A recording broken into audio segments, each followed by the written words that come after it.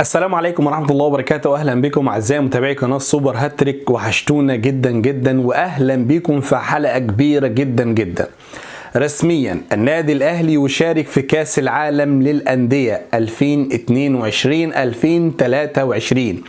واحد هيقول لي ازاي الأهلي هيشارك في كأس العالم للأندية رغم ان هو وصيف دوري أبطال افريقيا؟ هقول لك ازاي يا عزيزي المشاهد، بس لما تنزل تحط اللايك الجميل بتاعك وتعمل سبسكرايب للقناه عشان يوصلك كل جديد، او اشتراك وتصلي على النبي صلى الله عليه وسلم.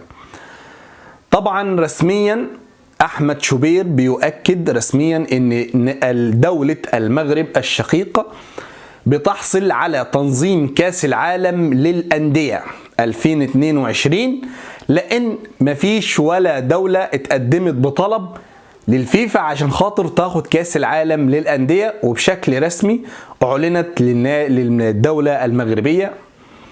طبعا مش بس كده، فلما طبعا حصل ان التنظيم هيكون في المغرب، فبيكون كده الوداد المغربي بيشارك في كاس العالم للأندية، والهلال السعودي ايضا، وريال مدريد. طب الاهلي ازاي؟ هقول لك انا ازاي. الاهلي هيشارك اعتباره لوصيف دوري ابطال افريقيا العام الماضي. طب واحد يقول لي طب ليه ما يكونش فريق تاني من المغرب اعتبارا ان هي اللي هتنظم البطولة؟ تمام، طبعا ما ينفعش ان تاخد اكثر من فريقين من دولة واحدة، واعتبارا للوائح وقوانين كأس العالم والبطولة للأندية طبعا. فبشكل رسمي النادي الأهلي هيشارك بإذن الله في كأس العالم للأندية رغم انه ما حصلش على دوري أبطال أفريقيا.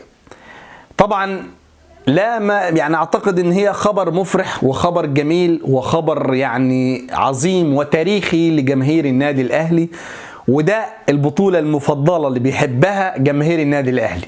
واعتقد ان ده خبر يعني يفرح اي اهلاوي ويفرح اي واحد مصري، لانه النادي الأهلي بيمثل دولة مصر. اتمنى الخبر يكون عجبكم، واتمنى كمان الخبر يكون اكيد، لان احمد شوبير مش هيقول كلامه بس، والخبر حرفيا انتشر في جميع المواقع الرياضيه، وبشكل اكيد هيكون رسمي ب100%. في النهايه انزل حط اللايك الجميل بتاعك واعمل سبسكرايب للقناه عشان يوصلك كل جديد، وصلي على النبي صلى الله عليه وسلم.